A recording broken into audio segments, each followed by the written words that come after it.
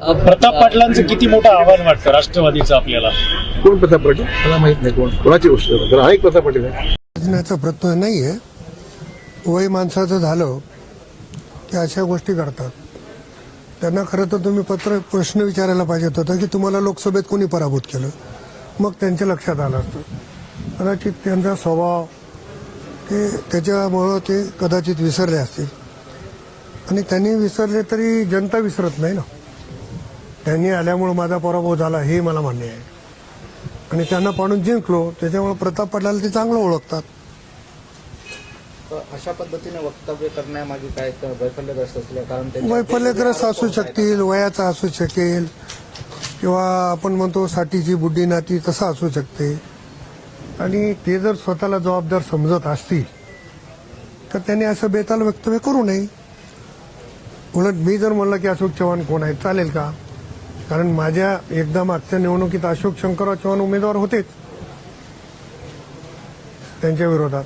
त्याच्यामुळे मी ते बोलले म्हणून मी असं काही बोलण्याचा प्रश्न नाही म्हणत. आपल्या अशोकराव चव्हाणांना त्यांच्याच खंद्या समर्थकांना आरोप केला आहे की त्यांनी उमेदवारी देण्यासाठी 50-50 लाख रुपये घेतले. ते नवीन काही नाही असं मला वाटते त्यांच्यासाठी. आणि ते आदर्शवादी नेते आहेत आणि पूर्ण आदेश महाराष्ट्राला माहिती आहे. आदरणीय नरेंद्र मोदी साहेबांनी सांगितलं, देवेंद्र फडणवीस साहेबांनी सांगितलं, सगळ्या महाराष्ट्रानं बघितलं. त्याच्यात आम्ही काय बोलणार आहे? त्यांच्यात जे रहिवास आहे त्यांच्यात बाजूचा प्रभाग जो 7 आहे त्यामध्ये भाजपाचा एक सुद्धा उमेदवार त्यांना देता आला नाही. कुठलाही उमेदवार त्याला त्याच्यावर मी अधिकचं बोलण्याची आवश्यकता नाही. मी जे आता बोलतोय किंवा ऐकतोय की त्यांच्या क्लिप पण बाहेर येत आहेत की आम्हाला मुस्लिमांची गरज नाही, मुस्लिम सोडून करायचंय. खरं तर त्यांनी जेव्हा जन्मले तेव्हापासून मुस्लिमाच्या जीवावर राजकारण केलं. आणि आज एवढा तिटकारा का आला? मी पण भारतीय जनता पक्षात होतो. मी पण लोह्याला भारतीय जनता पक्षाच्या चिन्हावर निवडणूक लढवली.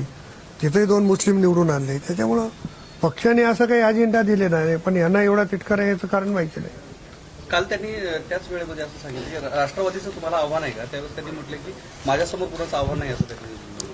तो त्यांचा भास आहे. निवडणुकीत कळेल. जेव्हा भारतीय जनता पक्ष सपाटून मार खाईल तेव्हा त्यांची जागा त्यांना दिसेल. ते जे हवेत आहेत ना, हवा उतरायचं काम मतदार करतात.